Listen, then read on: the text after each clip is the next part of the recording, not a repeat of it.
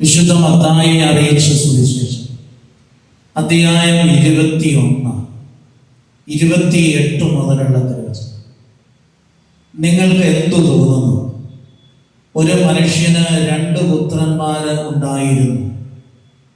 അവൻ ഒന്നാമന്റെ അടുത്ത് ചെന്ന് പറഞ്ഞു, മകനെ പോയി ഇന്ന് മുന്തിരിത്തോട്ടത്തിൽ ജോലി ചെയ്യുക.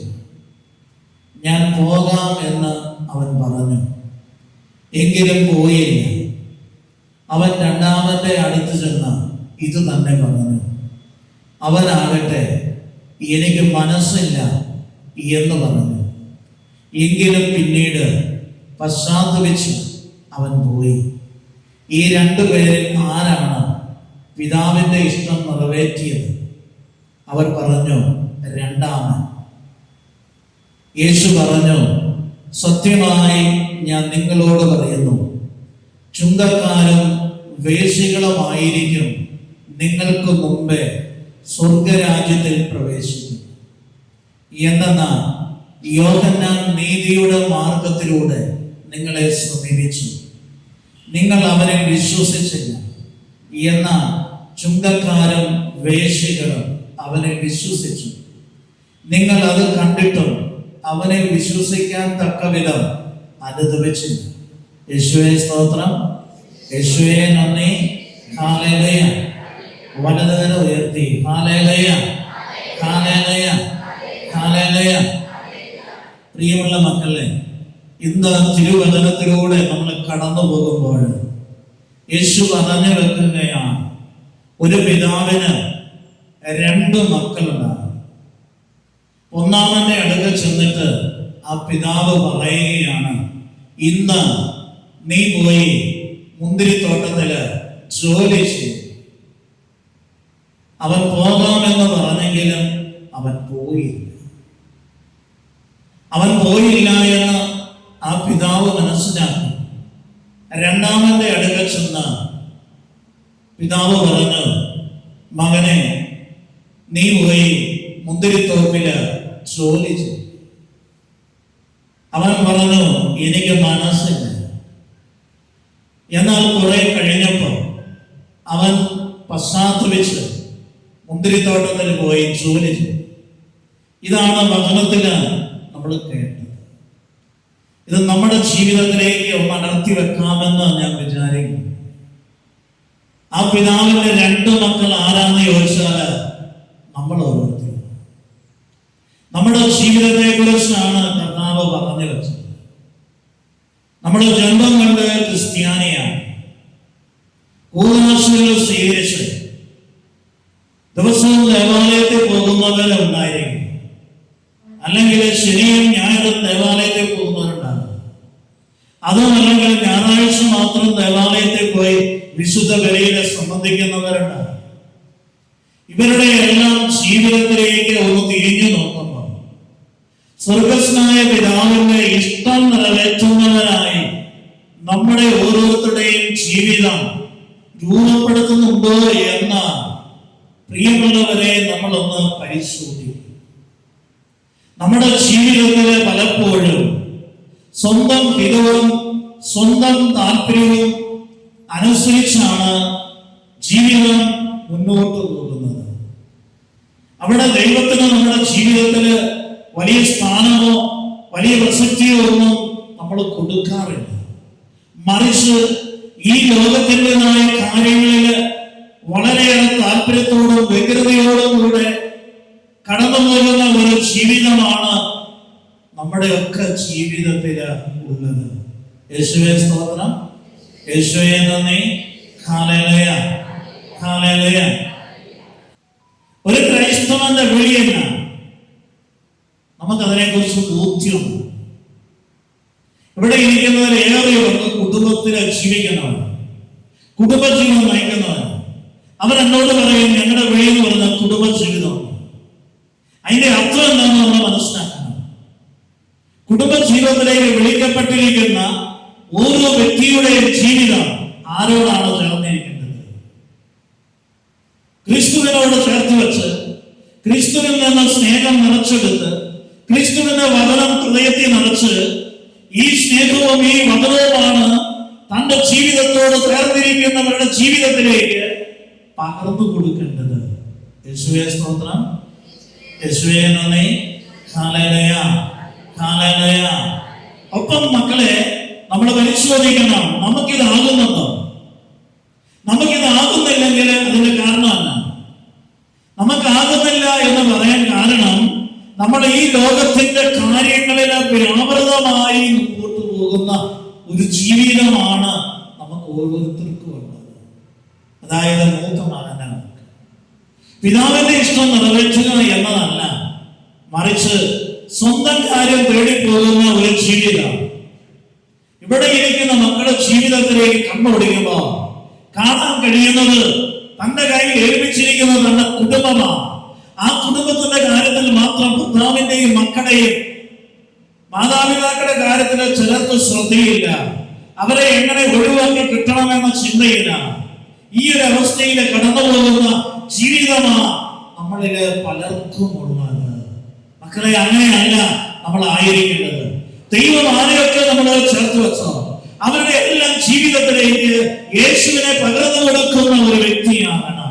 ഒന്നാമത് നാം ചെയ്യേണ്ടത് മുന്തിരിത്തോപ്പിലെ വേല ചെയ്യുക എന്ന് പറഞ്ഞാല് കർത്താവ് ഉദ്ദേശിക്കുന്നത് കർത്താവിന്റെ വചനം നമ്മുടെ ഹൃദയത്തിൽ സ്വീകരിച്ച് നമ്മുടെ യഥാർത്ഥ മാനസാന്തരം ഉണ്ടാകണം.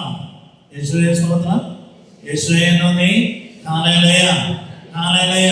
യഥാർത്ഥ മാനസാന്തരം ഉണ്ടാകണമെന്ന് പറഞ്ഞാല് വിശുദ്ധ മർക്കോസിന്റെ സുവിശേഷം 1-ാം അധ്യായം അതിന്റെ 15-ാം തിരുവചനം പഠിപ്പിക്കുന്നത് ഇങ്ങനെയാണ്. അവൻ പറഞ്ഞു, സമയം പൂർത്തിയായി, ദൈവരാജ്യം സമീപിച്ചിരിക്കുന്നു, അനുദവിച്ച് സുവിശേഷത്തിൽ വിശ്വസിക്കുവിൻ. യേശുവേ സ്തോത്രം, യേശുവേ നന്ദി, ഹല്ലേലൂയ, ഹല്ലേലൂയ. യേശു പറയുകയാണ് സമയം പൂർത്തിയായി.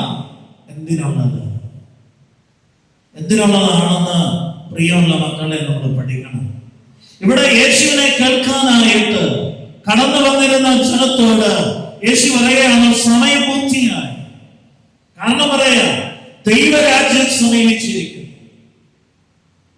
എന്നിട്ട് പറഞ്ഞു അനുഭവിച്ച് സുവിശേഷത്തില് വിശ്വസിക്കണം. നമ്മുടെ ജീവിതത്തിലേക്ക് കടന്നു വരുമ്പോ നമ്മുടെ മാമോദീസ മുങ്ങി ദൈവരാജ്യത്തിന്റെ അംഗങ്ങളായി നാം ഓരോരുത്തരും മാറി. ഈ ദൈവരാജ്യം സ്വന്തമാക്കാനായിട്ട് ജീവിക്കുന്നവരാണ് നമ്മൾ ഓരോരുത്തരും. നമ്മുടെ ജീവിതത്തിന്റെ വലിയ ആണ് ദൈവരാജ്യത്തിലേക്കുള്ള പ്രവേശനം നമുക്ക് ലഭിക്കപ്പെടുന്നത്. ഈ പ്രവേശനത്തിലേക്ക് എത്തണമെങ്കിൽ അതുവരെയുള്ള നമ്മുടെ ജീവിതം, ഈ ഭൂമിയിലുള്ള നമ്മുടെ ജീവിതത്തില് ദൈവരാജ്യത്തിൽ എത്തണമെങ്കിൽ ഒന്നാമത്തെ കാര്യം പറയാണ്, നീ അനുഭവിക്കണം. നമ്മുടെ ജീവിതത്തിൽ ചെയ്തു പോയിരിക്കുന്ന പാപത്തെ കുറിച്ചുള്ള ശരിയായ ഒരു ബോധ്യം നമുക്കുണ്ടാകണം. ആ ശരിയായ ബോധ്യം നമ്മുടെ ജീവിതത്തിൽ ഉണ്ടാകുമ്പോ ശരിയായ വിധത്തിലുള്ള ഒരു മനസ്താപം അല്ലെങ്കിൽ പശ്ചാത്താപം നമ്മുടെ ജീവിതത്തിൽ ഉണ്ടാകും. യേശുവേ സ്തോത്രം, യേശുവേ നന്ദി, ഹല്ലേലൂയ, ഹല്ലേലൂയ, ഹല്ലേലൂയ, ഹല്ലേലൂയ. 27 വർഷം മുമ്പ് തൃശ്ശൂർ രൂപതയില് ഇഞ്ചക്കുണ്ട് എന്ന് പറയുന്ന ദേവാലയത്തിൽ ധ്യാനിപ്പിക്കാനായിട്ട് ആ ദേവാലയത്തില് ധ്യാനിപ്പിക്കാനായിട്ട് കടന്നു ചെന്നപ്പോൾ അച്ഛൻ പറഞ്ഞു, ബ്രദറെ, ഈ ദേവാലയവുമായിട്ട് ബന്ധം അവസാനിപ്പിച്ച് വൈദികരോട് കടുത്ത ശത്രുതയിൽ കഴിയുന്ന ഒരു മകനുണ്ട്.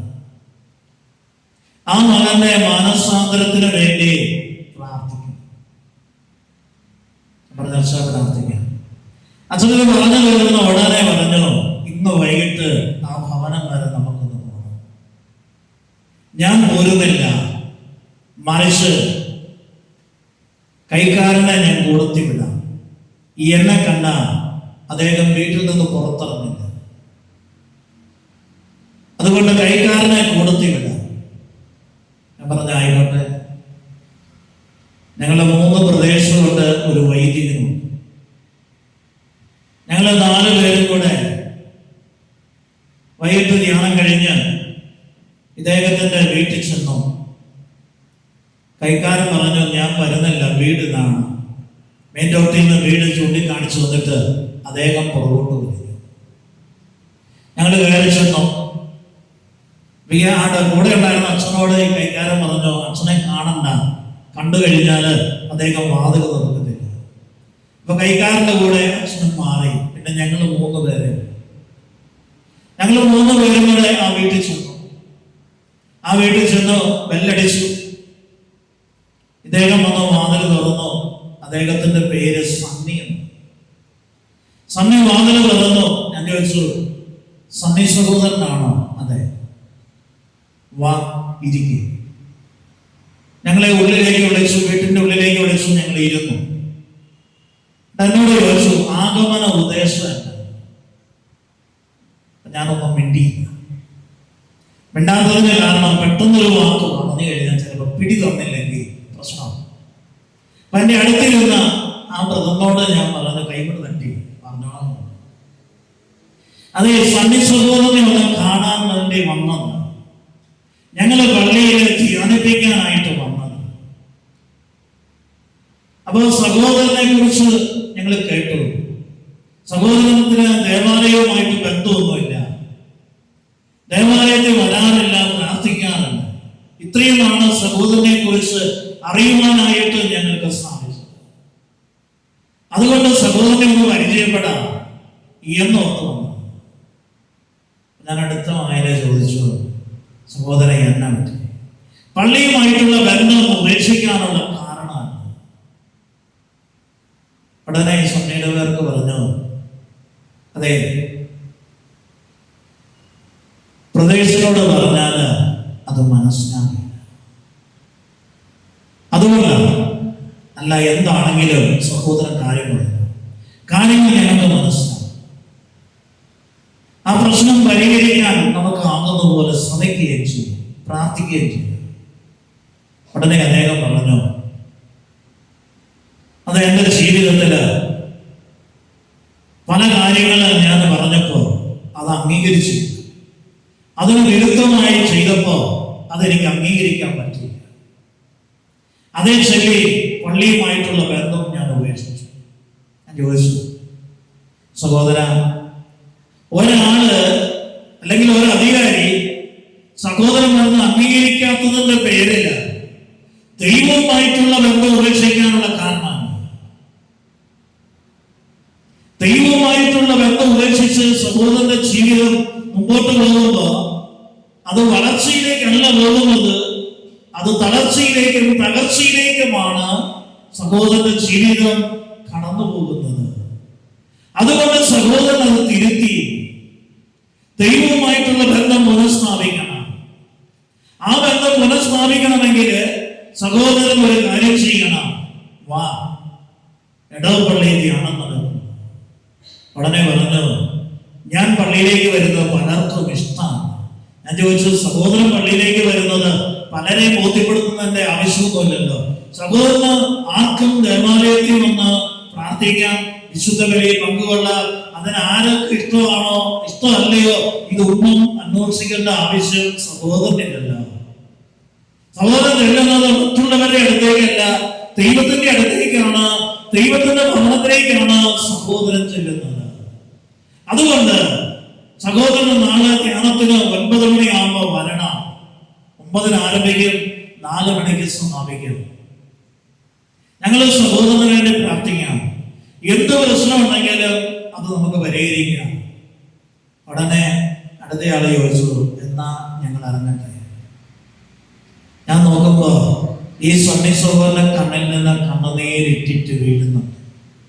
ഞാൻ എഴുന്നേറ്റു ആ സഹോദരന്റെ തോളെ തട്ടിയിട്ട് പറഞ്ഞു, സഹോദര സാരമില്ല, വാ, നമുക്ക് വയ്യ പുറത്തേക്കൊന്ന് നടക്കാം.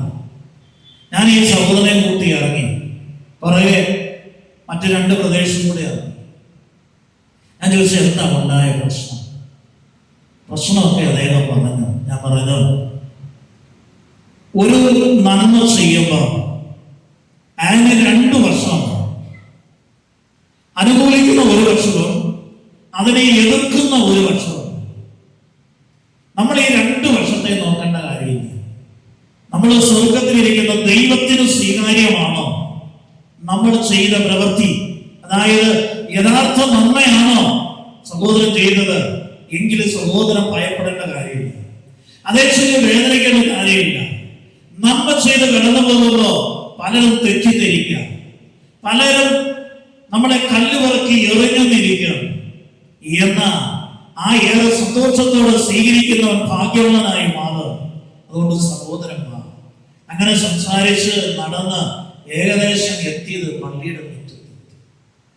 പള്ളിയുടെ മുറ്റത്തെത്തിയപ്പോ അദ്ദേഹം പോകാനായിട്ട് ഭാവിച്ചു. ഞാൻ പറഞ്ഞു, എന്താണേലും സഹോദരൻ ഇവിടം വരെ വന്നു തന്നെ നമുക്ക് ആ പള്ളിയിൽ ഒന്ന് കയറിയിട്ട്. അദ്ദേഹം പറഞ്ഞു, വേണ്ട, നാളെ ഞാൻ വരാം. ഞാൻ പറഞ്ഞു, വേണ്ട സഹോദരൻ, കർത്താവിന്റെ ഭവനത്തിന്റെ മുറ്റം വരെ വന്നിട്ട് ആ കർത്താവിന്റെ ഭവനത്തിൽ കയറി ഒരു 10 മിനിറ്റ് കർത്താവിനെ ആരാധിക്കാതെ പ്രാർത്ഥിക്കാതെ പോയ ആ അപ്പന് എത്രമാത്രം വേദന.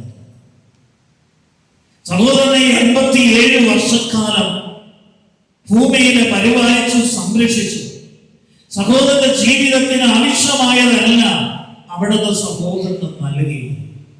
എന്നിട്ട് ആ ദൈവസന്നിധിയിൽ വന്ന് ഒരു നന്ദി പറയാതെ, ഒരു നിമിഷം ആ ദൈവത്തെ ഒന്ന് ആരാധിക്കാതെ കടന്നുപോയ ആ അപ്പന്റെ വേദന എന്തുമാത്രം ഉണ്ടെന്ന് സഹോദരൻ ചിന്തിച്ചു. സഹോദരന്റെ മക്കളുണ്ടല്ലോ, എത്ര പേരുണ്ട്? 4 പേര്. മക്കൾ എവിടെയൊക്കെയാ? 2 പേര് വിദേശത്ത്. ഞാൻ ചോദിച്ചു, വിദേശത്തുള്ള മകൻ അമ്മയുടെ വീട്ടിൽ വന്നു. 1 മാസം അമ്മയുടെ വീട്ടിൽ താമസിച്ചിട്ട് സഹോദരന്റെ അടുക്ക വരാതെ, വീട്ടിൽ വരാതെ അവൻ തിരിച്ചുപോയി എന്നറിയുമ്പോ സഹോദരൻ എന്തുമാത്രം വേദനയുണ്ടാകും, എന്തുമാത്രം വിഷമമുണ്ടാകും. അതുപോലെയല്ലേ സ്വർഗത്തിലിരിക്കുന്ന ദൈവത്തിനാണ്. അതുകൊണ്ട് സഹോദരൻ ഞാൻ കയ്യെ പിടിച്ചു, എതിർത്തില്ല. അദ്ദേഹം എൻ്റെ കൂടെ ദേവാലയത്തിലേക്ക് ദേവാലയത്തിലെത്തി. എന്നോട് പറഞ്ഞു, ഞാൻ ഇവിടെ ഇരുന്നോളാം. വേണ്ട, നമുക്ക് അൾത്താരയുടെ അടുക്കലേക്ക് പോകാം. അങ്ങനെ അൾത്താരയോട് ചേർന്ന്, വേർമയോട് ചേർന്ന് പോയി മുട്ടയിൽ നിന്നു. എൻ്റെ വലതു സൈഡില് ഈ സന്ദേശബോധം മുട്ടയിൽ നിന്നു. ഞാൻ പറഞ്ഞു, കണ്ണുകൾ ഉയർത്തി ഇതേ ആ സക്രാരിയിലേക്ക് നോക്കി. ആ സക്രാരിയിൽ ഇരിക്കുന്നവന് സഹോദരനോട് പലതും പറയാനുണ്ട്. അത് കേൾക്കാനുള്ള മനസ്സ് നമുക്കുണ്ടാകും. യേശുവേ സ്തോത്രം, യേശുവേ നന്ദി, ഹല്ലേലൂയ, ഹല്ലേലൂയ, ഹല്ലേലൂയ. ഇത്രയും ഞാൻ ആ സഹോദരനോട് പറഞ്ഞ് ഞാൻ എൻ്റെ കണ്ണടച്ചു. ഞാൻ പ്രാർത്ഥിക്കാൻ തുടങ്ങി. സ്വരത്തിലല്ല ഞാൻ പ്രാർത്ഥിച്ചു, അദ്ദേഹം കേൾക്കണ്ടല്ലോ എന്നാണ് ഞാൻ വിചാരിച്ചു. പ്രാർത്ഥന തീരാറായപ്പോ ഞാൻ നോക്കുമ്പോ ഇദ്ദേഹത്തിന്റെ കണ്ണിൽ നിന്ന് കണ്ണുനീരിറ്റിട്ട് വീഴുന്നുണ്ട്. ആ അൾത്താരയില് ഒരു ക്രൂശ്, ചെറിയൊരു ക്രൂശിത രൂപം ഇരിപ്പുണ്ട്. ഞാൻ പറഞ്ഞ ആ ക്രൂശിത രൂപത്തിലേക്ക് ഒന്ന് നോക്കി. നമുക്ക് വേണ്ടി അവസാന തുള്ളി രക്തം വരെ ഊറ്റി തന്ന, ആ കുരിശിലെ കിടന്ന് വേദന സഹിച്ച് പിടഞ്ഞ് മരിച്ച എന്റെയും സഹോദരന്റെയും ആത്മാവിന്റെ മണവാളനായ ക്രിസ്തു, അവന്റെ വേദനയോട് സഹോദര നിന്റെ വേദനയോട് ചേർത്ത് അവിടെ നിന്ന് നിന്നെ ചേർത്ത് അവിടുത്തെ സ്നേഹം നിന്റെ ഹൃദയത്തിലേക്ക് പകർന്നു തരും. മാത്രമല്ല സഹോദരൻ, നീ തെറ്റ് ചെയ്തിട്ടുള്ളതെല്ലാം ഏറ്റുപറയും. അവിടുന്ന് നിന്റെ തെറ്റുകൾ മുഴുവനും ക്ഷമിക്കും. അവിടുന്ന് കരുണാമയനാണ്. ആരും നശിച്ചു പോകുന്നത് കാണുവാനല്ല അവിടുന്ന് ആഗ്രഹിക്കുന്നത്, മറിച്ച് എല്ലാവരും രക്ഷ പ്രാപിക്കണമെന്നുള്ളതാ ദൈവഹിത. അതുകൊണ്ട് സഹോദര, നിന്റെ പാപങ്ങള നീ ഏറ്റു. കർത്താവ് നിന്നോട് ക്ഷമിക്കുക മാത്രമല്ല, നിന്റെ ജീവിതത്തിൽ യഥാർത്ഥ മാനസാന്തരത്തിലേക്ക് കടന്നു വന്ന, യഥാർത്ഥ വിശ്വാസത്തിന്റെ ഉള്ളിൽ നിന്നുകൊണ്ട് വചനം നിന്റെ ഉള്ളിൽ സ്വീകരിച്ച, ആ വചനത്തിന്റെ നിറവില് നീ ജീവിക്കുന്ന, ക്രിസ്തുവിനെ സാക്ഷ്യം വഹിക്കുന്ന ജീവിതത്തിന്റെ ഉത്തമയായി നീ മാറും. ഞാൻ നോക്കുമ്പോ വാവിട്ട് വയ്യ കരഞ്ഞോട്ടുന്ന ഞാനും വിചാരിച്ചു. അപ്പൊ മറ്റ് ബ്രദർ വന്ന് എന്നെ തോന്നിയിട്ട് പറഞ്ഞു, വികാരിസം പിടിക്കുന്നുണ്ട്. ഞാൻ പറഞ്ഞു, എങ്ങനെയെങ്കിലും അച്ഛൻ്റെ അടുത്തേക്ക് കൂട്ടിക്കൊണ്ട് വരാം, അതുവരെ ഒന്ന് വെയിറ്റ് ചെയ്യാൻ പറയാം. പ്രിയമുള്ളവരെ, 15 മിനിറ്റ് കഴിഞ്ഞപ്പോ ഈ സഹോദരൻ തന്നെ എന്നോട് പറഞ്ഞു, ബ്രദറെ എനിക്കൊരു പാപസങ്കീർത്തനം ചെയ്യണം എന്ന് പറഞ്ഞാൽ കുമ്പസാരിക്കണമെന്ന് എന്നെ അർത്ഥം. ഞാൻ പറഞ്ഞ അതിനെന്നാ കുഴപ്പം? എൻ്റെ കൂടെ ഉണ്ടായിരുന്ന അച്ഛനോട് മറ്റേ ബ്രദറിനെ പറഞ്ഞു വിട്ടിട്ട് പറഞ്ഞു, അച്ഛാ ആ സഹോദരനെ ഒന്ന് കുമ്പസാരിപ്പിക്കണം. ഉടനെ അച്ഛൻ കുമ്പസാരക്കൂട്ടി വന്നിരുന്നു. ഞാൻ പറഞ്ഞു, അച്ഛൻ കുമ്പസാരക്കൂട്ടിൽ ഇരിപ്പുണ്ട്, നന്നായിട്ട് ഒരുങ്ങിയിട്ട് ആദ്യം കുമ്പസാരത്തില് പറയേണ്ടത് ദൈവത്തോട് പറയാനുള്ളത് മുഴുവനും പാപങ്ങൾ ഏറ്റുപറഞ്ഞതിന് ശേഷം നേരെ കുമ്പസാരക്കൂട്ടിൽ പോയി പറഞ്ഞ് കുമ്പസാരിച്ച് പാപമോചന നേടിക്കും. ഞങ്ങൾ സഹോദരന് വേണ്ടി പ്രാർത്ഥിച്ചു. യേശുവേ സ്തോത്രം, യേശുവേ നന്ദി, ഹല്ലേലൂയ. അച്ഛൻ കുമ്പസാരക്കൂട്ടി വന്നിരുന്നു. ഒരു 153 അച്ഛൻ ചൊല്ലി തീർത്തു. എന്നിട്ട് ഇദ്ദേഹം കുമ്പസാരക്കൂട്ടിലേക്ക് ചെന്നില്ല. അപ്പൊ അച്ഛന് തൊട്ട് പുറകെ നിന്ന ബ്രദറിനെ വിളിച്ചിട്ട് പറഞ്ഞു, ആ സഹോദരനോട് വരാൻ പറ. അപ്പൊ ഞാൻ പറഞ്ഞു, നമ്മൾ പറയണ്ട. ആ സഹോദരൻ ആദ്യം കർത്താവിന്റെ മുമ്പിൽ അനുദപിച്ച് തന്റെ പാപങ്ങളെല്ലാം ഏറ്റുപറഞ്ഞതിന് ശേഷം കുമ്പസാരക്കൂട്ടിലേക്ക് പോകുള്ളൂ. 1.25 മണിക്കൂർ കഴിഞ്ഞപ്പോഴാണ് അപ്പോ സന്ധ്യാപ്രാർത്ഥനയ്ക്ക് വേണ്ടി വികാരിച്ച് പള്ളിമുറി വന്നു.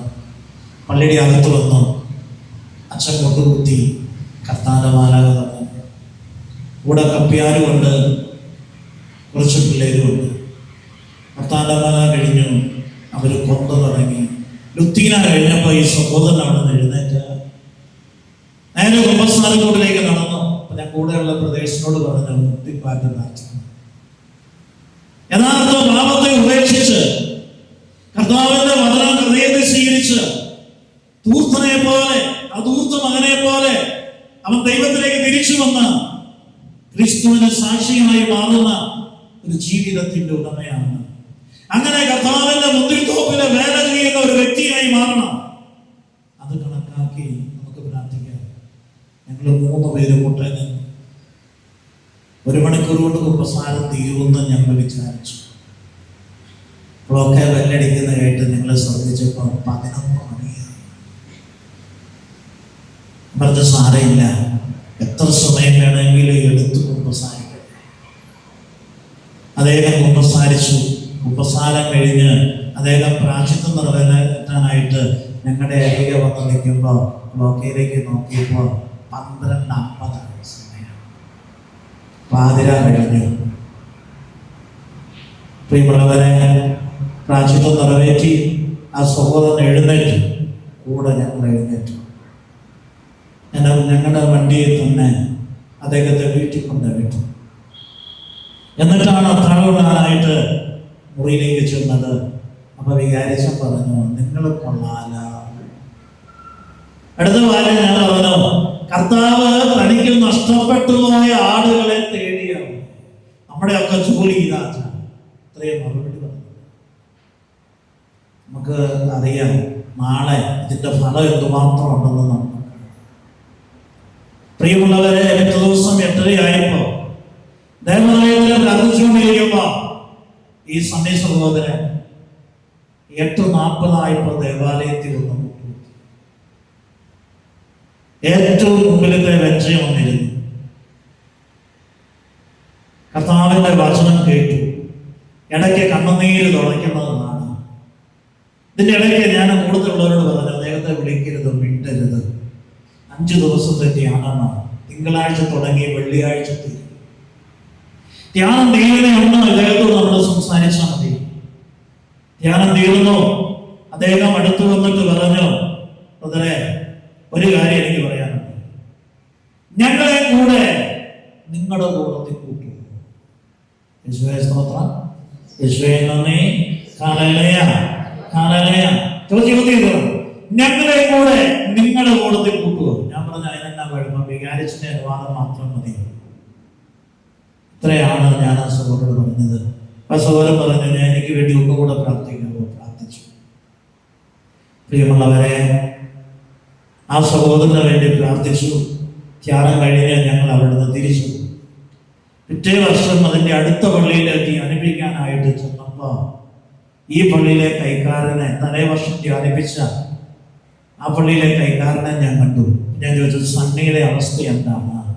എന്നോട് പറയാം, എല്ലാ ദിവസവും 5:45 കഴിയുമ്പോൾ ദേവാലയത്തിൽ മുട്ടയിൽ നിന്ന് പ്രാർത്ഥിക്കും. തീക്ഷ്ണതയോടെ മുട്ടയിൽ നിന്ന് പ്രാർത്ഥിക്കും. ചിലപ്പോൾ കണ്ണുനീർ ഒഴുകുന്നതാണ്. ആ ഇടവകയിൽ ആർക്ക് എന്ത് നന്മ ചെയ്യണമെങ്കിൽ യാതൊരു മണിയുമില്ലാതെ നന്മ ചെയ്തു കൊടുത്ത് കടന്നു പോകും. 6 മാസം കഴിഞ്ഞപ്പോ അദ്ദേഹം ഒരു ധ്യാന കേന്ദ്രത്തില് ധ്യാനത്തിന് പോയി. ഇപ്പോ അദ്ദേഹം ആ ധ്യാന കേന്ദ്രത്തിൽ സ്ഥിരമാണ്. എന്ന് വീട്ടിൽ വന്നാല് വികാരിച്ചിന്റെ അടുക്കലെത്തും. അച്ഛന്റെ ക്ഷേമം അന്വേഷിക്കും. എന്തെങ്കിലും സഹായം ചെയ്യണമെങ്കിൽ അത് ചെയ്തു കൊടുക്കും. 2 ദിവസം കഴിയുമ്പോൾ ധ്യാന കേന്ദ്രത്തിലേക്ക്. എന്നിട്ട് ഈ കൈക്കാരൻ എന്നോട് പറഞ്ഞൊരു വാക്കുണ്ട്, ആ മകനെ നോക്കിയാൽ ക്രിസ്തുവിന്റെ വഴിയിലൂടെയാണ് നടക്കുന്നത് എന്ന് മറ്റുള്ളവർക്ക് തോന്നത്തക്ക വിധം അത്രയേറെ ദൈവത്തിന്റെ ചൈതന്യം. അപ്പൊ നമ്മൾ ഓരോരുത്തരും ഒന്ന് ചിന്തിച്ചു നോക്കണേ. നമ്മുടെ മുഖത്തേക്ക് നോക്കിയാൽ മറ്റൊരാൾ എന്നാണ് യേശുവിന്റെ പിന്നാലെ പോകുന്ന ഒരു വ്യക്തിയാണെന്ന് പറയൂ. അടുത്തിരിക്കുന്ന ആളോടും ചോദിച്ചു, നിന്റെ മുഖത്തേക്ക് വേറൊരാൾ നോക്കിയാൽ നീ യേശുവിന്റെ വഴിയെ പോകുന്ന വ്യക്തിയാണെന്ന് അവനൻ പറയുമെന്ന് ചോദിച്ചു. ചോദ്യം ഉത്തരം കഴിയണേ. പറയോ? ഇപ്പൊ ഇവിടെ ഇരുന്ന് എന്റെ മക്കള് പറയൂന്ന, പക്ഷെ പൊക്കത്തിരിക്കുന്നതാണ് കേട്ടോ. നമ്മുടെ ജീവിതം എന്താണെന്ന് അവിടുന്ന് കണ്ടോണ്ടായിരുന്നു. പ്രിയമുള്ള മക്കളെ, നമ്മുടെ ജീവിതത്തില് മാനസാന്തരം ഉണ്ടാകുമ്പോ ഇതുപോലെയാകും. നമ്മുടെ കുടുംബത്തിന്റെ അനുഗ്രഹമായി മാറും. കുടുംബത്തിന്റെ മാത്രമല്ല, ഇടവകയുടെ അനുഗ്രഹമായി മാറും. ഇടവകയുടെ മാത്രമല്ല, രൂപതയുടെ അനുഗ്രഹമാകും. രൂപതര മാത്രമല്ല, അവിടുന്ന് പോകും. ലോകത്തിന് തന്നെ അനുഗ്രഹമായി മാറുന്ന ഒരു ജീവിതത്തിന്റെ ഉടമയായിട്ട് പ്രിയമുള്ളവരെ നമ്മൾ മാറും. ഇവിടെ ഇരിക്കുന്നവരെ വിചാരിക്കും ബ്രദറിനെ പോലെ പ്രസംഗിക്കാൻ പോലെ. അതൊന്നും അല്ല. യഥാർത്ഥത്തിൽ ഒരു വ്യക്തിയുടെ ജീവിതം എന്ന് പറയുന്നത് കർത്താവിനെ സ്നേഹിച്ചുകൊണ്ട് ദൈവത്തിന്റെ കൃപ സ്വീകരിച്ച് ആ കൃപയിൽ നിന്നുകൊണ്ട് മറ്റുള്ളവരുടെ ജീവിതത്തിന് യഥാർത്ഥ നന്മ ചെയ്തു കൊടുത്ത് കടന്നു പോകുന്ന ഒരു ജീവിതമാണ് ദൈവം നമ്മിൽ നിന്ന് പ്രതീക്ഷിക്കുന്നത്. മറ്റുള്ളവരുടെ ജീവിതത്തിന് സമാധാനം കൊടുക്കുന്ന, മറ്റുള്ളവരുടെ ജീവിതത്തിന് ശാന്തി പകർന്നു കൊടുക്കുന്ന, മറ്റുള്ളവരുടെ ജീവിതത്തിന് സന്തോഷം പകർന്നു കൊടുക്കുന്ന, മറ്റുള്ളവരുടെ ജീവിതത്തിന് സ്നേഹം പകർന്നു കൊടുക്കുന്ന, മറ്റുള്ളവരെ നന്മയുടെ വഴിയിലൂടെ നടത്താനായിട്ട് പ്രാർത്ഥിക്കുന്ന, അതിനുവേണ്ടി പരിശ്രമിക്കുന്ന ജീവിതത്തിന്റെ ഉടമയായി നമ്മൾ മാറും. അതിനുവേണ്ടി കർത്താവ് നമ്മെ ഓരോരുത്തരെയും വിളിച്ച്. പക്ഷെ മക്കളെ, നമ്മുടെ ജീവിതം കടന്നു പോകുന്നത് നമ്മളോട് ഒരു ദിവസം അല്ലെങ്കിൽ ഒരാഴ്ച ഒരാള് അടുത്ത് ഇടപഴകിയാൽ അയാളുടെ ജീവിതത്തില് ക്രിസ്തുവിന്റെ വഴിയെ പോകണമെന്ന് പ്രേരണ കൊടുക്കാൻ കഴിയുന്ന വിധത്തിലുള്ള ഒരു ജീവിതമാണോ നമുക്ക് ഓരോരുത്തർക്കും ഉള്ളത്? അതെയോ? നമ്മൾ ഓരോരുത്തരും പരിശോധിക്കും. നമ്മുടെ ഇപ്പോഴത്തെ ജീവിതം എന്ന് പറയുന്നത് വിശുദ്ധ ലൂക്കായുടെ സുവിശേഷത്തില് 15-ാം അധ്യായത്തില് ധൂർത്തപുത്രമായി പഠിപ്പിക്കുന്ന ഒരു ധൂർത്തനാണ്. ഞാൻ ഇവിടെ ഇരിക്കുന്നവരെ മോശമാക്കി ഒന്നും തോന്നിയേക്കരുത്. ആ ധൂർത്തനാണ്. ആ ധൂർത്തൻ അപ്പന്റെ അടുക്കൽ ചെന്നിട്ട് എന്നാ പറഞ്ഞ്, പിതാവേ, എനിക്ക് തരാനുള്ള ഓഹരി എനിക്ക് തരാമോ? അപ്പൻ എതിര് പറഞ്ഞോ? എതിര് പറഞ്ഞില്ല. അവന് കൊടുക്കാനുള്ള ഓഹരി സ്വത്തിന്റെ നേർപകുതി പകുത്ത് അവന് കൊടുത്തു. അവൻ അതും വാങ്ങിക്കൊണ്ട് എങ്ങോട്ട് പോയെന്ന വേദവസ്തു പഠിപ്പിക്കുന്ന പട്ടണത്തിലേക്ക് പോയി.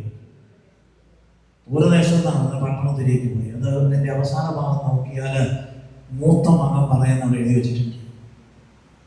അവൻ അത് വിറ്റു പണമാക്കി. എന്നിട്ട് എങ്ങോട്ട് പോയി? പട്ടണത്തിലേക്ക് പോയി. അവൻ പട്ടണത്തിൽ ചെന്ന് എന്നാ ചെയ്തേ?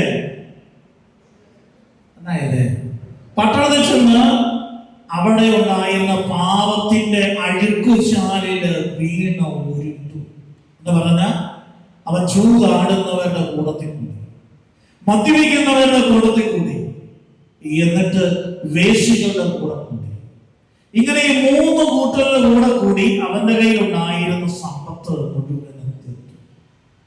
ഉടുതുണിക്ക് മറുതുണിയില്ലാതെ ഒരു ഞാൻ വയറിന്റെ വിശപ്പടക്കാൻ പറ്റാത്ത അവസ്ഥയിലേക്ക് അവന്റെ ജീവിതം മാറി. അപ്പോഴാ ദേശത്ത് വലിയൊരു ക്ഷാമം. ഈ വലിയ ക്ഷാമം ഉണ്ടായപ്പോ അവൻ ആ ദേശത്തെ ഏറ്റവും വലിയൊരു പൗരന്റെ അടുത്ത്, ധനികനായ പൗരന്റെ അടുത്ത് അഭയം തേടി. അവന് കിട്ടിയ ജോലി പന്നിയെ കുളിപ്പിക്കാനുള്ള ജോലി. ഇവനൊരു യഹൂദനാണ്. ഈ യഹൂദന് പന്നി അശുദ്ധ മൃഗമാണ്. അതിനെ തൊട്ടാല് അശുദ്ധനാണ്. ആ പന്നിയെ തൊട്ട വ്യക്തിക്ക് ദേവാലയത്തിൽ പ്രവേശിക്കാനോ ബലിയർപ്പിക്കാനോ സാധ്യത. ഈ അവസ്ഥയിൽ ഇരിക്കുന്ന കാലഘട്ടത്തില് അവൻ പന്നിയെ കുളിപ്പിക്കാനുള്ള ജോലി ഏറ്റെടുത്തു. എത്രയും പരന്താന്ന അവസ്ഥയിലേക്ക് ആ വ്യക്തിയുടെ ജീവിതം മാറി. ഈ ജോലി ഏറ്റെടുത്തതിന്റെ കാരണം എന്നാ? പന്നിക്ക് കൊടുക്കുന്ന തവിട് കൊണ്ടെങ്കിലും വിഷപ്പടക്കാമെന്ന് അവൻ വിചാരിച്ചു.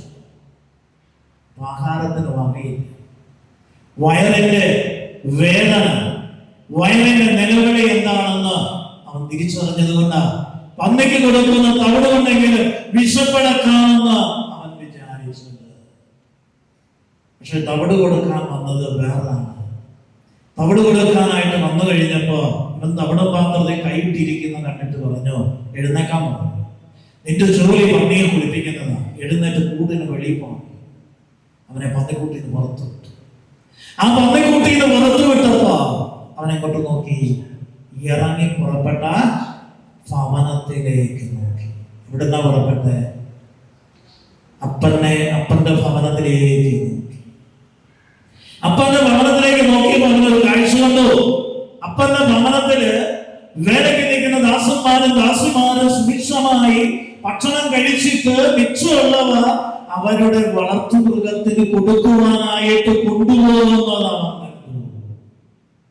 അപ്പൊ അവന് എന്നാണ്ടായി സുബോധം. അപ്പൊ മക്കളെ നമുക്ക് വെച്ച് ചിന്തിക്കണം, നമുക്ക് സുബോധമുണ്ടോ? നമുക്ക് സുബോധമുണ്ടോ ഇല്ലയോ? അടുത്തിരിക്കുന്ന ആളോട് ചോദിച്ചു, സഹോദരി നിനക്ക് സുബോധമുണ്ടോ? ഉണ്ടെന്ന് ഉത്തരം പറയേ. ബോധം പോകുന്ന എപ്പോഴാണെന്നറിയാമോ? പാപം ചെയ്യുമ്പോൾ സുബോധം പോകും. പാപം ചെയ്യുന്ന മനുഷ്യന് സുബോധമില്ല. അവന്റെ ബോധം പോയി. ബോധം പോയതുകൊണ്ട് അവൻ പാപത്തിന്റെ അഴുക്കുചാലില് വീട് ഉരുളുന്നത്. ഇനി ഇവിടെ ഇരിക്കുന്നവരെ കുറിച്ച് പറയാം. ഈ ദൂർത്തം നമ്മളാണ്. ഈ ദൂർത്തം നമ്മൾ ഓർത്തുക.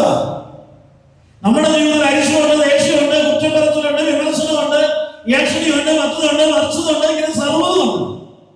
അല്ലേ? ഇതെല്ലാം കൊണ്ടല്ലേ മക്കളെ നമ്മൾ ജീവിക്കുന്നത്. ഇത് നമ്മൾ ചെയ്യുമ്പോ നമ്മുടെ ദൈവഭവനത്തിലാണോ ജീവിക്കുന്നത്? ദൈവത്തിന്റെ കൃപയുടെ സമൃദ്ധിയിലാണോ ജീവിക്കുന്നത്? അല്ല. കൃപ നഷ്ടപ്പെട്ട മനുഷ്യനായി, അഭിഷേകം നഷ്ടപ്പെട്ട മനുഷ്യനായി തീർന്നു. മറിച്ച് തിന്മയോട് ചേർന്ന് നിന്ന് തിന്മയുടെ പ്രേരണയ്ക്ക് അനുസരിച്ച് വ്യാപരിക്കുന്ന ഒരു ജീവിതത്തിന്റെ ഉടമയായി മാറി. ഇതാണ് പന്നിക്കൂട്.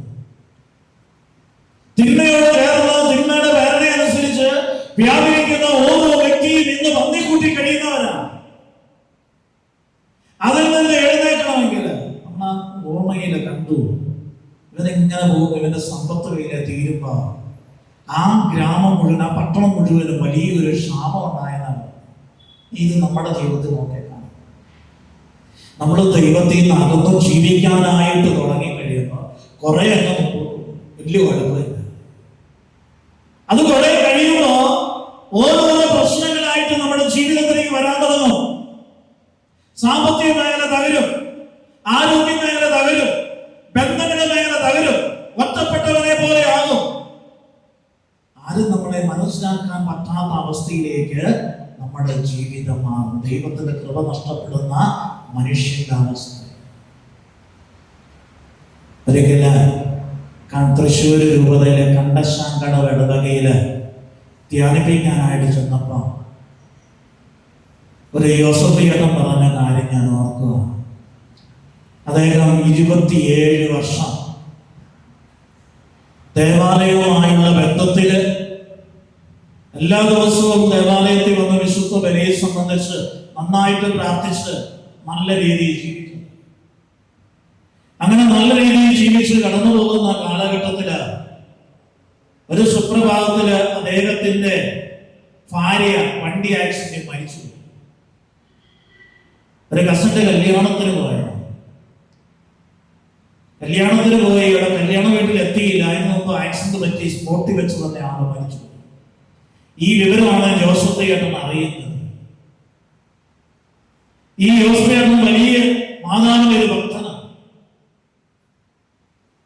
ഈ ജോസഫേട്ടൻ ചിന്തിച്ചത് എങ്ങനെയാണ്? ഞാൻ ഇത്രയേറെ ബലികൾ അർപ്പിച്ചു പ്രാർത്ഥിച്ചിട്ട്, എല്ലാ ദിവസവും ഞാൻ 250 ചൊല്ലി പ്രാർത്ഥിച്ചിട്ട് എന്തുകൊണ്ട് പരിശുദ്ധ അമ്മ എന്റെ ഭാര്യയെ സഹായിച്ചില്ല? എന്തുകൊണ്ട് എന്റെ ഭാര്യയുടെ ജീവൻ തിരിച്ചു വന്നില്ല? എന്തുകൊണ്ട് അമ്മ ആ അപകടം ഒഴിവാക്കി വിട്ടില്ല? ഈ ചോദ്യമായിട്ട് ഒരു മാനസിക രോഗിയെ പോലെ ഒരു 10 ദിവസത്തോളം ഈ യോസഫിയേട്ടൻ നടന്നു. ആർക്കും വ്യക്തമായ ഉത്തരം കൊടുത്തില്ല എന്നാ എന്നോട് പറയുന്നത്. അതോടുകൂടി ദൈവവുമായിട്ടുള്ള ബന്ധത്തിൽ നടന്നു. പള്ളി വരാനായി, കുടുംബത്തിൽ സന്ധ്യാപ്രാർത്ഥനയില്ല. മക്കൾ അപ്പനോട് പറയും, അപ്പ അമ്മയുടെ ആയുസ് അത്രയേ ഉള്ളൂ. അമ്മയുടെ ആയുസ് എത്തിയപ്പോ അമ്മ ആക്സിഡന്റിൽ മരിച്ചു. അതിലപ്പുറം വേറെ ഒന്നുമില്ല. അപ്പൻ എന്തിനാ മാതാവിനെ പഴിക്കുന്നേ?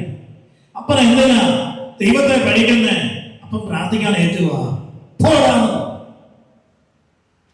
ഇനി പ്രാർത്ഥിക്കുന്ന പരിപാടിയില്ല, ഇനി ദേവാലയത്തിൽ പോകുന്ന പരിപാടിയില്ല, ഇനി ഞാനൊന്ന് നോക്കട്ടെ. രണ്ടും കൽപ്പിച്ച മട്ടിൽ വർഷങ്ങൾ പിന്നിട്ടു. യോസഫിയേട്ടന് നടുവിന് വേദന, ഇരിക്കാൻ വേണ്ട. കുറച്ചു നടന്ന സൂചിക്ക് കുത്തുന്ന പോലെ നട്ടലിന്റെ അകത്തോടെ എന്താ കയറി പോകുന്നു. നടപ്പ് നിന്നു, ഇരിപ്പ് കടപ്പായി. അവസാനം തിരികെ പോലും പറ്റാതെ ശരീരം മുഴുവൻ വേദന കൊണ്ടു. പലരും മാറിച്ചെന്ന് ഉപദേശിച്ചു, കേട്ടില്ല. അങ്ങനെ ഇരിക്കുമ്പോ ഈ യോസഫിയേട്ടന്റെ ഭാര്യയുടെ അനീക്കിയുടെ മകള് സിസ്റ്റർ, ആ സിസ്റ്റർ ജർമ്മനിയിൽ നിന്ന് അവധിക്ക് വന്നപ്പോ അന്വേഷിച്ച് യോസഫിയേട്ടന്റെ അടുത്തെത്തി. യോസഫിയേട്ടന്റെ ദയനീയമായ അവസ്ഥ കണ്ട് ഈ സിസ്റ്റർ പറഞ്ഞു, ഇതേ അടുത്ത ആഴ്ച ഞാൻ ധ്യാനത്തിന് പോവാം കോട്ടയ ആശ്രമത്തിന്, അതുകൊണ്ട് വരണം എൻ്റെ കൂടെ. എനിക്ക് കൂട്ടുവന്നതാണ്. എടുത്ത വാരി യോസഫിയേട്ടൻ ചോദിച്ചു, എഴുന്നേക്കാൻ പറ്റിയല്ല, നടക്കാൻ പറ്റിയല്ല, കിടന്നയാൾ എങ്ങനെയാ കൂട്ടുവരുന്നത്? കൊണ്ടുപോകുന്ന കാര്യം ഞാൻ ഏറ്റവും ഞാൻ ആംബുലൻസ് വിളിച്ചോളാം. അങ്ങനെ ഈ യോസഫിയേട്ടനെ പിറ്റേ ആഴ്ചയില് ആംബുലൻസ് വിളിച്ച് ഡിവൈൻ ധ്യാന കേന്ദ്രത്തിലേക്ക് പോയി. അവിടെ ചെന്ന് ധ്യാനം കൂടി. 4-ാമത്തെ ദിവസം ആരാധന നടക്കുന്ന സമയം ഇങ്ങനെ അർലിക്കായിലേക്ക് സൂക്ഷിച്ചു നോക്കി. അർലിക്കായില് യേശു അർലിക്കായിൽ നിന്ന് ജീവനുള്ള ഒരു മനുഷ്യനായി മാറിയിട്ട് അർലിക്കാട് മുമ്പിൽ നിന്നിട്ട് യോസഫിയേട്ടൻ നോക്കുമ്പോ വാ വാ കട്ടിലേക്ക് കിടക്കുന്നു. 3-ാമത്തെ വിളി വാ. യോസഫിയേട്ടൻ കൈ കട്ടിലെ കുത്തി പയ്യെ പൊങ്ങി എഴുന്നേറ്റ് നേരെ അൾത്താരയിലേക്ക് നടന്നു. അന്ന് ധ്യാനം കൂടിയവരെ മുഴുവൻ കൈയടിക്കാൻ പറഞ്ഞു. അച്ഛൻ എടുക്ക ചെന്നിട്ട് പറഞ്ഞു, 6 വർഷമായിട്ട് തളർന്നു കിടന്ന ഞാൻ ഈ അള്ളിക്കായിലേക്ക് ഞാൻ നോക്കിയപ്പോ ആ അള്ളിക്കായിൽ നിന്ന് യേശുവിനെ ഇറങ്ങി വരുന്നു എന്ന് കണ്ടു. ഈ വേദനയുടെ തൊട്ടു മുമ്പിൽ നിന്നിട്ട് എന്നോട് കൈ കാണിച്ചിട്ട് പറഞ്ഞു, വെറുതെ കാണിച്ചു വാ. 3-ാമത്തെ വാ എന്ന് വിളിച്ചപ്പോ എന്റെ കൈ കട്ടിലെ കുത്തി ഞാൻ ഏറ്റു. കർത്താവിനെ സുഖപ്പെടുത്തി. സാക്ഷി പറഞ്ഞു, ധ്യാനം കഴിഞ്ഞ് 8 ദിവസം ആംബുലൻസിന് പോയ ആള് ബസ്സിൽ നിന്നു. യേശുവേ സ്തോത്രം, യേശുവേ നന്ദി, ഹല്ലേലൂയ, ഹല്ലേലൂയ, ഹല്ലേലൂയ, ഹല്ലേലൂയ. ജംഗ്ഷനിലെ ബസ്സിൽ വന്നിറങ്ങി. നാട്ടുകാർ മുഴുവൻ വന്ന് പൊതിഞ്ഞു. അവിടെ സാക്ഷ്യം പറഞ്ഞു. അവിടെ നിന്ന് ദേവാലയത്തിലേക്കാണ് പോയെ. ദൈവത്തിന് നന്ദി പറയാൻ. ഞാൻ ആ ഇടവകയിൽ അനുഭവിക്കാൻ നിന്നപ്പോ ഈ ഹോസ്പിറ്റൽ പറയാ, ജീവിക്കുന്ന കർത്താവ് ഇവിടെ ഉണ്ട്, ജീവിക്കുന്ന കർത്താവ് ഇവിടെ ഉണ്ട്. ഞാൻ ചോദിച്ചു, പഴയതൊക്കെ പോയ മാതാവിനോടുള്ള വെറുപ്പ്, ദൈവത്തോടുള്ള വെറുപ്പ്, ദൈവത്തോടുള്ള ദേഷ്യം, ഇതെല്ലാം പോയ അതേ. അത് ആ ധ്യാനത്തിന്റെ 3-ാമത്തെ ദിവസം ഇതൊക്കെ ഞാൻ മാറ്റി. 4-ാമത്തെ ദിവസം കർത്താവിനെ സുഖപ്പെടുത്തി ഞാൻ എന്ന പൂർണ്ണ ആരോഗ്യത്തോടുകൂടെ നടക്കുന്നു. ഈ ഹോസ്പിറ്റലിന്റെ ആരോഗ്യം പോയതാണ്. ദൈവത്തോട് കൂടെ ഇരുന്നപ്പോഴോ ദൈവത്തെ അകന്നപ്പോഴോ എപ്പോഴാ അകന്നപ്പോ. അപ്പൊ നമ്മുടെ ആരോഗ്യം പോകുന്നത് ചിന്തിച്ചോ. നമ്മൾ ഓരോരുത്തരും ചിന്തിച്ചോ. നമ്മുടെ മനസ്സിന് സമാധാനം പോകുന്ന എപ്പോഴാ? നമ്മുടെ മനസ്സിന് സന്തോഷം പോകുന്ന എപ്പോഴാ? നമ്മുടെ ജീവിതത്തിലെ ഐശ്വര്യം പോകുന്ന എപ്പോഴാ? നമ്മുടെ ജീവിതത്തിലെ സാമ്പത്തിക പരാധീനത വരുന്ന എപ്പോഴാ? അത്യുത്തരവ് ദൈവത്തെ ദൈവത്തോട് ചേർന്നിരിക്കുമ്പോ ഇതെല്ലാം ദൈവം നമുക്ക് സമത്വമായിട്ട് തരും. ഈ ദൂരത്തൻ പന്നിക്കുഴിയിൽ എഴുന്നേറ്റു. ഞാൻ എങ്ങോട്ട് പോയി? പിതാവിന്റെ ഭവനത്തിലേക്ക് പോയി. പിതാവിന്റെ ഭവന സ്വർഗവും വേദവസ്ത്രം എടുപ്പിച്ചു. അവിടെ ഒരു വാക്ക് പറയുന്നുണ്ട്. അവന് ഇറങ്ങി പന്നിക്കുട്ടിയിൽ എഴുന്നേറ്റ് തന്റെ പിതാവിന്റെ ഭവനത്തിലേക്ക് നടന്നു. അങ്ങ് അകലെ തന്റെ പുത്രൻ വരുന്നത് കണ്ട് ആ പിതാവ് ഊട്ടി ഇറങ്ങി വന്നു. അപ്പൊ ഞാനൊരു കാര്യം കൂടെ നമ്മൾ ചിന്തിക്കണം. ഈ മകന് എന്ന് തന്റെ അരികിൽ നിന്ന് നഷ്ടപ്പെട്ടു പോയോ അന്ന് മുതൽ ഈ മകന്റെ തിരിച്ചു വരവ് നോക്കിയിരിക്കുക. എന്ന് നമ്മൾ ദൈവത്തെ നൽകുന്നോ അന്ന് മുതൽ ദൈവം നമ്മെ നോക്കിയിരിക്കുക. ഇന്നല്ലെങ്കിൽ നാളെ അവൻ അല്ലെങ്കിൽ അവള് തിരിച്ചു വരുന്ന പ്രതീക്ഷയോടെ നമ്മൾ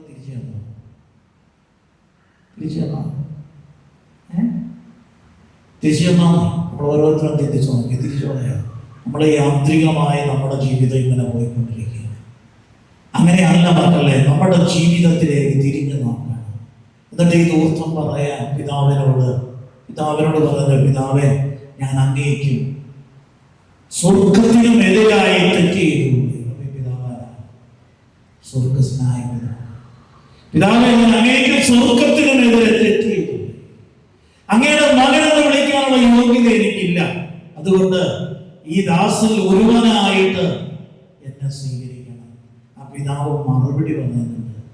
ആ പിതാവ് ഒരു ദാസനെ വിളിച്ചിട്ട് പറഞ്ഞു, ഇവനെ കൊണ്ടുപോയി കുളിപ്പിച്ച് ഡ്രസ്സ് ധരിപ്പിക്കാൻ പറഞ്ഞു. മോതിരവും ചെരുപ്പും കൊടുക്കാൻ പറഞ്ഞു. അങ്ങനെ അവിടെ എഴുതി വെച്ചിട്ടുണ്ട്. ഇതിന്റെ അർത്ഥം എന്താണെന്നും കൂടെ നമ്മൾ മനസ്സിലാക്കണം. പിതാവ് ഒരു ദാസനെ വിളിച്ചു എന്ന് പറഞ്ഞാൽ അതിന്റെ അർത്ഥം പിതാവ് പുരോഹിതനെ വിളിച്ചു. എന്തിനാ ഏൽപ്പിച്ച്? കുമ്പസാരിപ്പിക്കാൻ പറഞ്ഞു.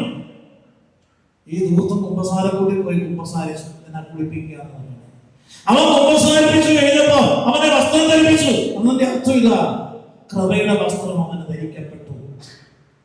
അതായത് ദൈവകൃപ വീണ്ടും തിരികെ അവന് കൊടുത്തു. അത് കഴിഞ്ഞ് ആ പിതാവ് പറഞ്ഞു, അവന്റെ കയ്യെ മോതിരം അണിയിക്കുക. സ്വന്തം മകനായിട്ട് തന്നെ അവനെ സ്വീകരിച്ചു. ദാസനായിട്ടല്ല സ്വീകരിച്ചു, വേലക്കാരനായിട്ടല്ല സ്വീകരിച്ച്, സ്വന്തം മകനായിട്ട് സ്വീകരിച്ചു. എന്നിട്ട് പറഞ്ഞു പൂർണ്ണ സംരക്ഷണം കൊടുത്തു. അവന് ചെരുപ്പണിയിക്കാൻ പറഞ്ഞു. അതാണ് പൂർണ്ണ സംരക്ഷണം.